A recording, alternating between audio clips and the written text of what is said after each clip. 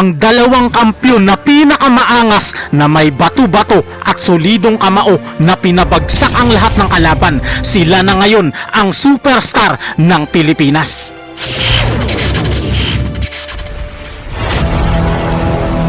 Subscribe.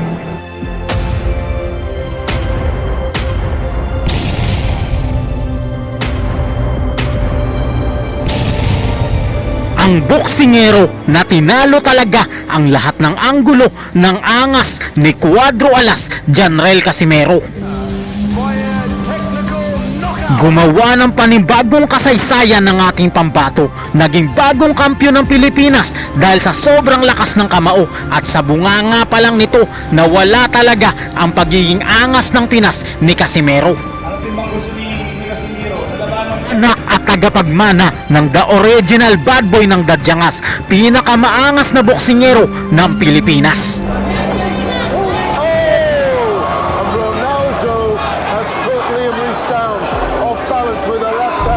Lightweight final against one of the hottest fighters in BKB today.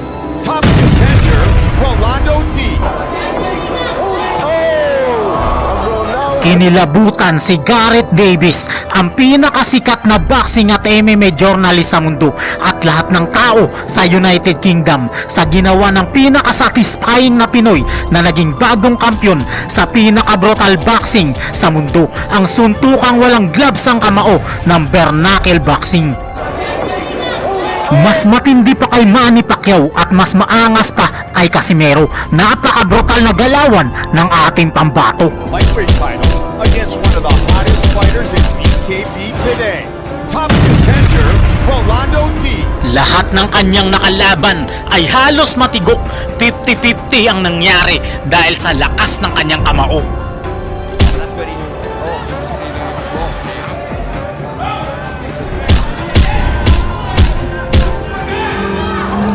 Well, right, waiting for more. And could that be conditioning issues from not making weight? Conditioning issues, you know.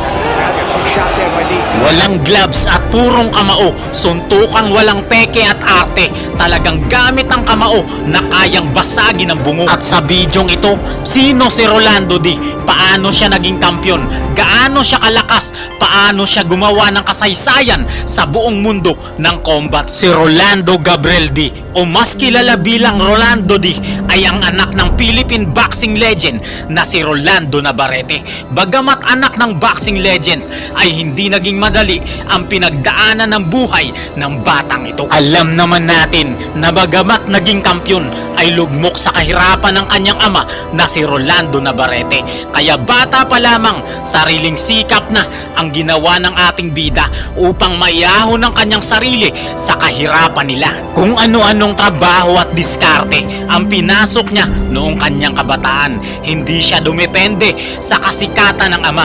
Gumawa siya ng sariling pangalan sa combat sport at larangan ng palakasan. Lumaban na siya sa UFC, Brave CF at Abu Dhabi Warriors hanggang pinasok niya ang mas brutal na pakikipaglaban ng bare-knuckle boxing.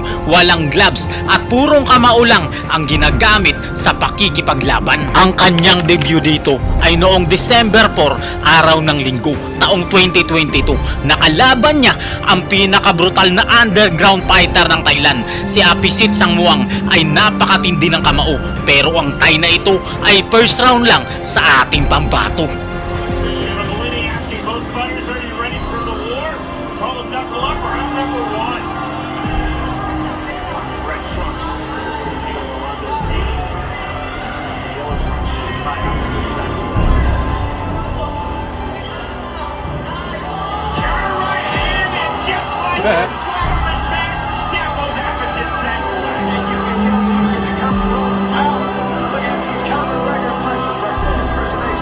Araw naman ng linggo, September 16 taong 2023 ay muling dumayo ang ating pambato sa Indigo 02 Arena, Greenwich, London, United Kingdom. Makakaharap niya rito si George Hillward ng United Kingdom. Apelido pa lang na Hellyard, para ba itong galing sa impyerno?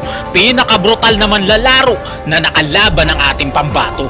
Pero katulad ng mga naunang kalaban, round 4 lang ito sa ating kababayan. Took the right to the ball and again through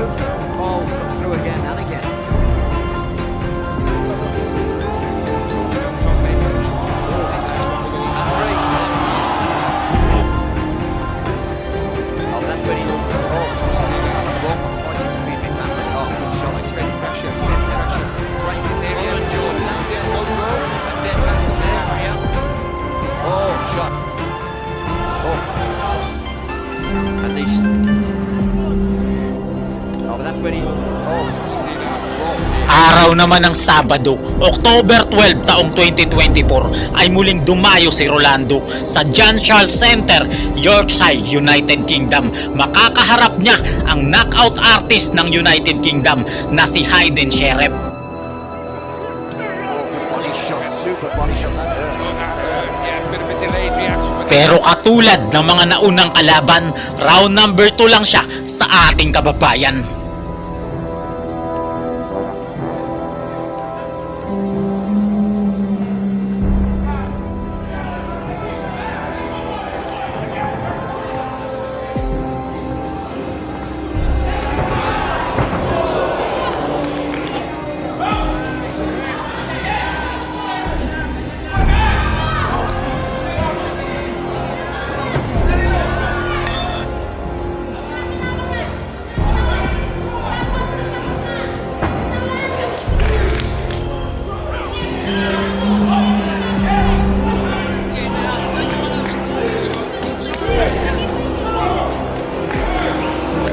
Dahil sa mga tagumpay na ito ni Rolando ay nabigyan siya ng pagkakataon na lumaban at lumipad sa bansang Amerika. Noong araw ng Sabado, May 31 taong 2025 sa Prime Osborne Convention Center, Jacksonville, Florida, United States of America, nangyari ang isang kasaysayan.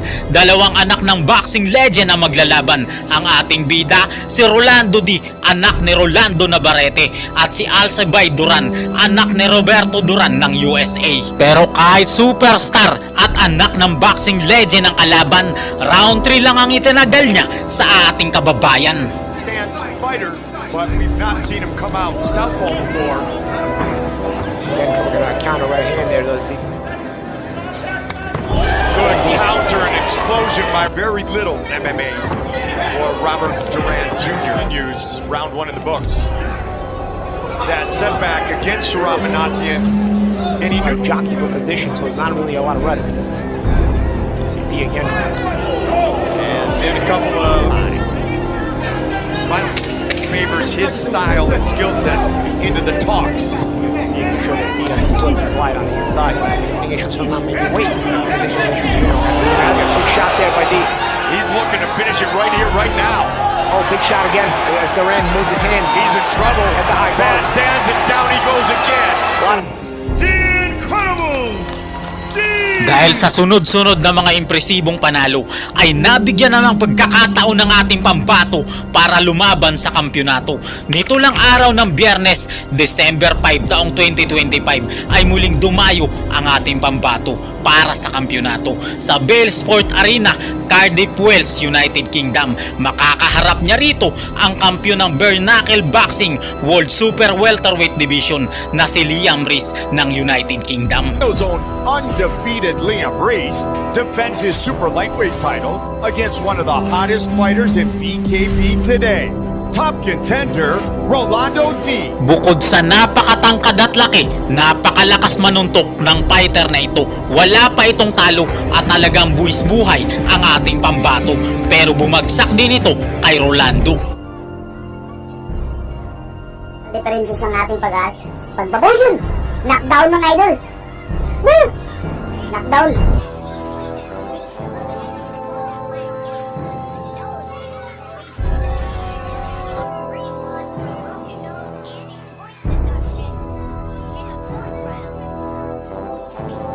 Oh! Ganda.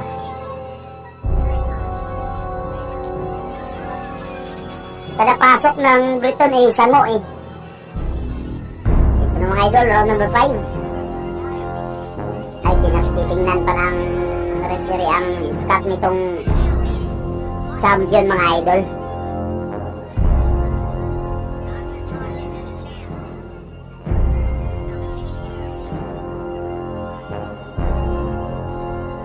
Sige, patuloy magbakan.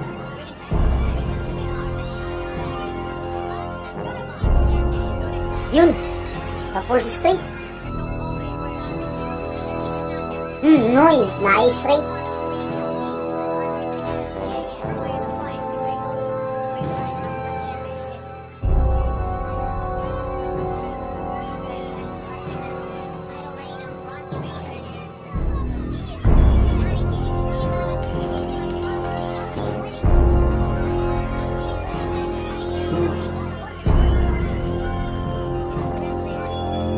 Si Rolando D ay sikat na ngayon sa mundo ng bare knuckle boxing.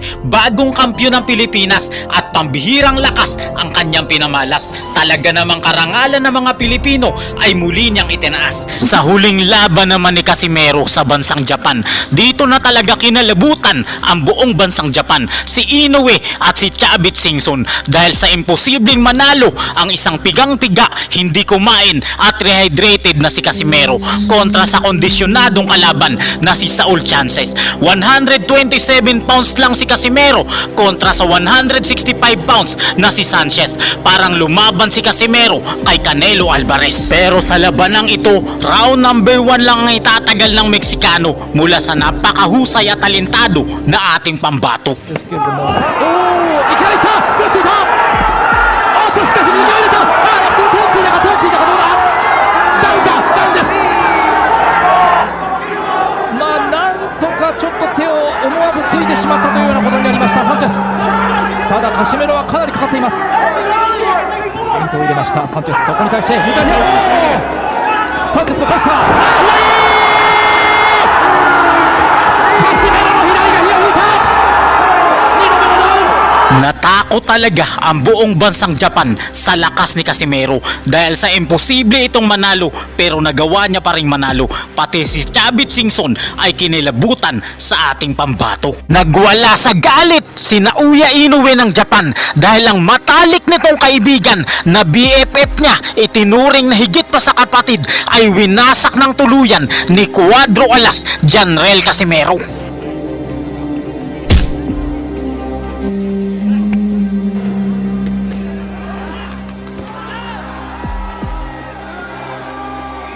Alam nyo ba na halos magwala sa galit si Naoya Inoue ng Japan matapos wasakin, kawawain at mabagsakin ni Cuadro Alas Janrel Casimero ang best friend nito na si Tomo Misikoshi.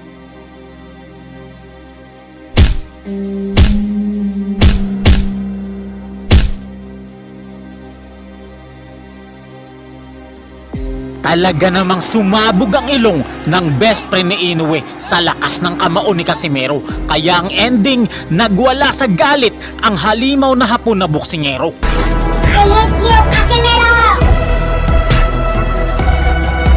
Halos 3 linggong na ospital ang hapon na kalaban sa tindi ng pinsala na natamo niya mula sa ating kababayan. Si Tomo Misikoshi ay isang hapon na boksingero na kababata ni Naoya Inoue. Sanggang dikit ang dalawang ito at matalik na magkaibigan. Kaya naman sabay-sabay nating panoorin kung paano siya winasak ng ating kababayan.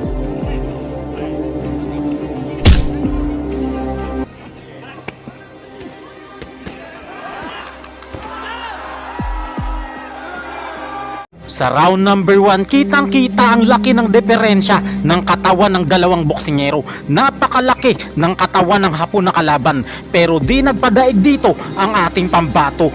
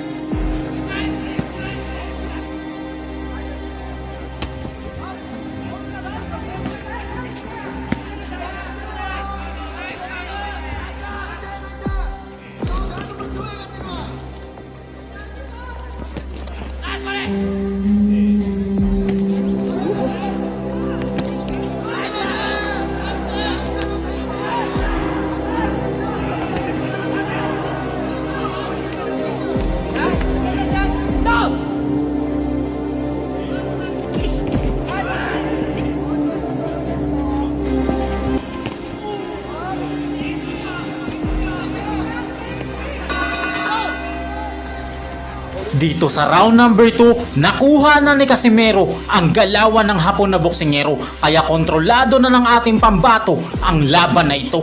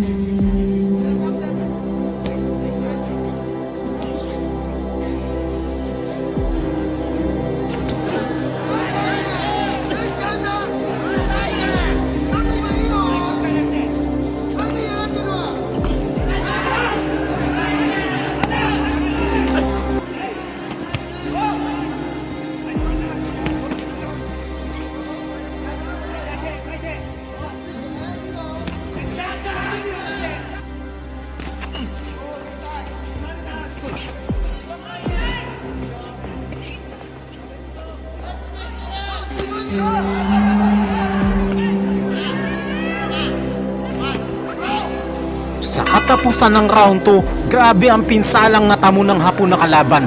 Halos sumabog na ang ilong nito sa laban sa tindi ng kamao ng ating kababayan.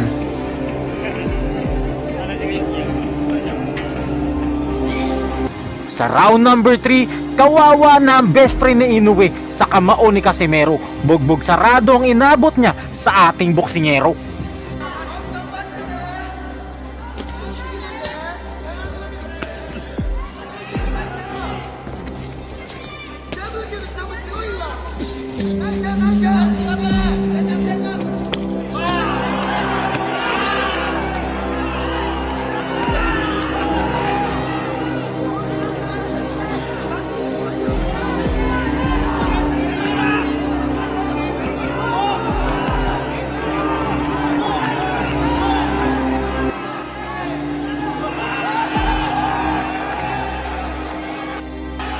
Grabe na ang pinsala sa best friend ni Inoue. Pinanghilamos na niya ang sarili niyang dugo.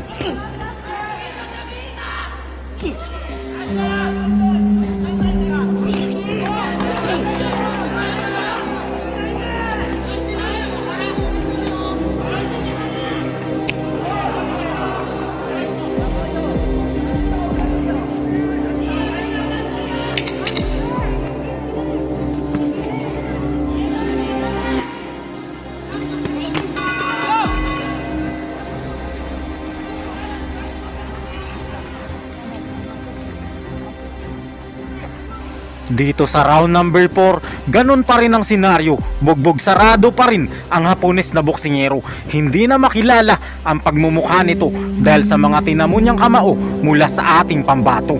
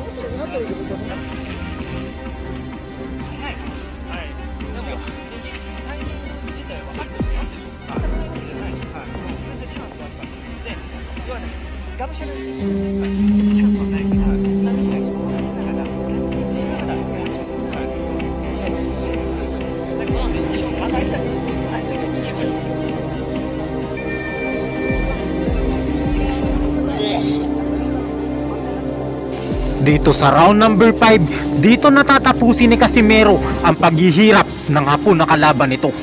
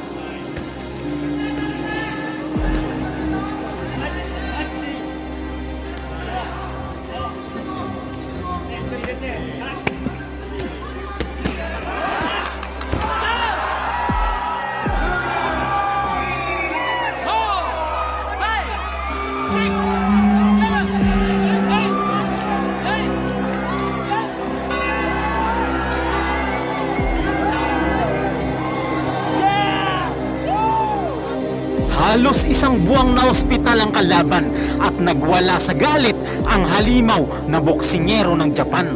Ito ang pinakamalakas na galawan ni Manny Pacquiao na nagpabagsak kay Kit Thurman. Nakuhang-kuha naman at talaga namang na-absorb ni Cuadro Alas Janrel Casimero na pabagsakin niya si Luis Nery dito. Kinilabutan si Manny Pacquiao sa bagong galawan ni Casimero nang talunin niya ang isa sa powerhouse, ang superstar ng Mexico na si Luis Pantera Nery. Nagsiiyakan ng libu-libong Meksikano, sobrang natakot si Naoya Inoue sa lakas ni Casimero. Nasyak ang buong bansang Japan sa ginawa ni Casimero dahil ang boksingero na kauna-unahang nagpabagsak kay Inoue ay nagmukhang amateur boxer at winasak ng husto ni Cuadro Alas Janrel Casimero.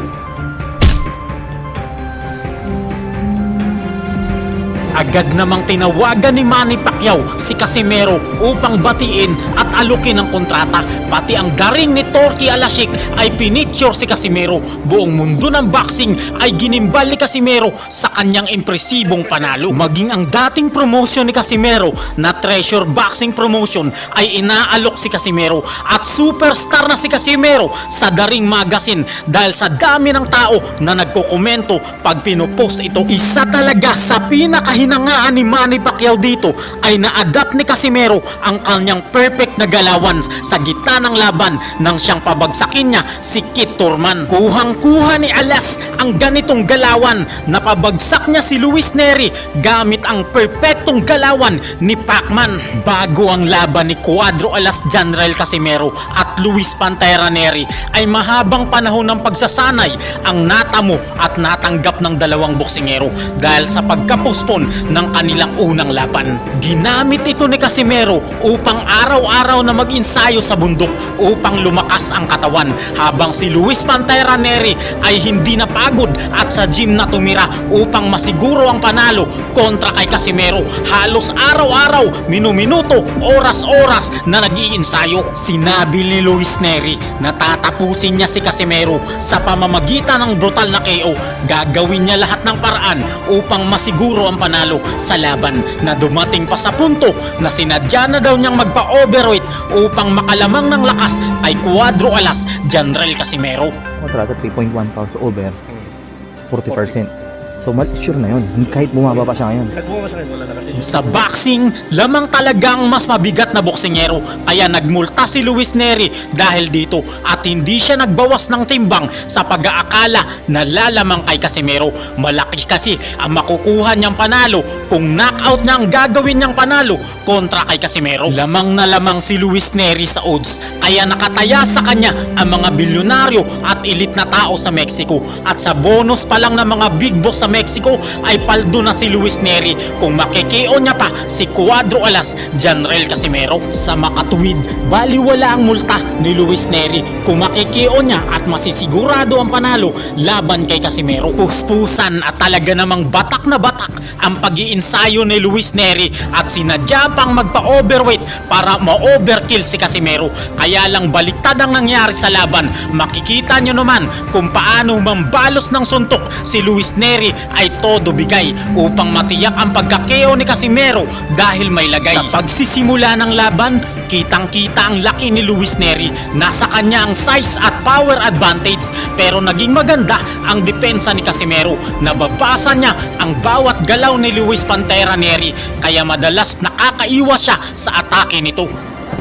左のフックボディ左のフックを出していきました。カシメロ右のストレート。カシメロがかなりアグレッシブに入ってますね。 Di nagtagal dahil sa lakas ng ating kababayan ay napabagsak niya ang Mexicanong kalaban. Napabagsak agad ni Casimero si Luis Neri sa round 1 pa lamang. ダウンになりますか。カシメロしてやったりの表情。山本さん驚きの展開です。 Todo bigay na ang suntok ng Mexicano pero di niya matamaan si Cuadro Alas Janrel Casimero. 左のフックネリはフックを切りました。右のジャブを出していこうというネリ。ボディが左。 Ginamit ni Casimero dito ang perpektong galawan ni Pacman nang talunin ni Pacman si Kit Turman. なんとカシメロ2回目のダウン。ネリは全く見えていませんでした。さあこれ早く終わる可能性もあります。ボディ右のフックアッパー。さあバックのカシメロ左のフックダウンです。ちょっともう当たるために倒れてますよ。かなり効いているはずです。左フックフリーのクラインだとしてもさすがにもう一回ダウンがあればアビですよ。これも捉えた。さあカシメロが巻き込んでいく。もうもらってしまい捉えた。かなり足に来た。カシメロボディから上。ラウンドはネリアンの右ストレート。ですよ。はい左フック。危ないですよ。さあどうだ右のストレート止まる可能性もあるぞ。さあ残り10秒耐えきれるかどうか。ゴングが救うかどうか。 Kahit na masyadong malaki at malakas si Neri, nagawa pa rin ni Casimero na pabagsakin ang Mexicano. Ganito katindi ang ating boksingero na si Cuadro Alas Janrel Casimero. Sa round number 2, ganon pa rin ang senaryo. Agresibo pa rin dito ang Mexicanong boksingero pero na-outlast pa rin siya ng ating pambato. ネリが止めない限りは止まらないというルールです。でパンチの数ご覧の通りネリが入ってきました。ボディからネリの左フック組のアビー捉えた。 Bagsak ulit dito ang Mexicanong kalaban sa sobrang lupit ng ating kababayan. またカシメロの右のフックだ。背後のダウンです。ネリはダウンではないというアピールをしていますがもうこれカシメロは短期戦ですね。おそらくちょっとカシメロのああやって余裕の見せ方とかも含めてもうざんでいけないしなかなかに大変です。左フック今の右から飛び込んでの左ストレートパターンで一度ダウンも取ってますし、あの入り方 Desperado na masyado ang Mexicano, harabas na ng suntok ang ginagawa niya kay Casimero. 入り方いいですね。でこれネリも一発でまだまだやっぱりカシメロパンチを警戒してますよ。見えるカシメロボディから上左のフック右、ネリも井上尚弥からダウンを奪った過去があります。ボディ2ラウンド終了。さすがだなと思いましたね。はい、そしてダウンのシーンをご覧いただきますけれども Round number 3, desperado na dito si Luis Neri. Ilang beses na siyang napabagsak ni Casimero. Knockout win na lang ang pag-asa niyang manalo. Kaya todo bigay at haribas na ng suntok ang ginawa niya kay Casimero. Pero hindi nawala ng game plan si Alas. Grabe ang kanya mga adjustment sa laban. Kaya na-overpower naman niya ang Mexicanong kalaban. なるほど、じゃあ10対7ですかね。ぐらいですかね。はい。ボディから上。ネリは強振。ボディ。もうネリも悪いですよこれ。そうですね。はい。ボディ入っていくところ。ボディ左のフックは空を切る。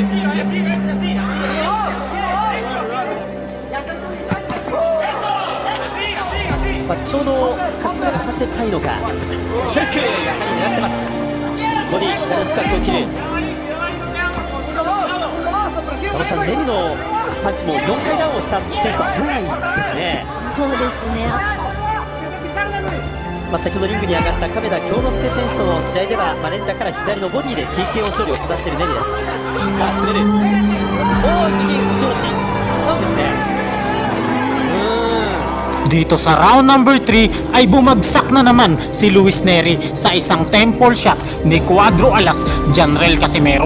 終盤に奪ったという形です。 Sa round number 4, dito natatapusin ni Casimero ang paghihirap ng kalaban. Matinding setup game plan ang gagawin niya sa kalaban. Akala na Neri sa bodega ang punteriya ni Casimero hanggang di niya namalayan matinding suntok na ang tumama sa kanyang ulo na overpower siya ng ating boksingero. 今はもうこのカシメロのタッチも慣れてきてますし、相手に左だ、これは全員クリーンに捉えた。それでも好発進、確信を持って Natulala si Luis Pantera Neri, hindi makapaniwala sa sobrang lala ng pinsala na kanyang natamo mula sa ating boksingero. Natulala siya sa sobrang lakas ni Cuadro Alas Janrel Casimero. Kinilabutan ang buong bansang Japan, natakot ng gusto si Naoya Inoue, nagsiiyakan ng mga Mexican at kinilabutan si Pacquiao sa sobrang husay ni Casimero. Ginawa niyang amateur ang isang powerhouse ng Mexico na isang elite at di kalibreng boksingero. Si Casimero ay unti-unti na namang sumisikat. Muli niyang itinaas ang bandila ng mga Pilipino.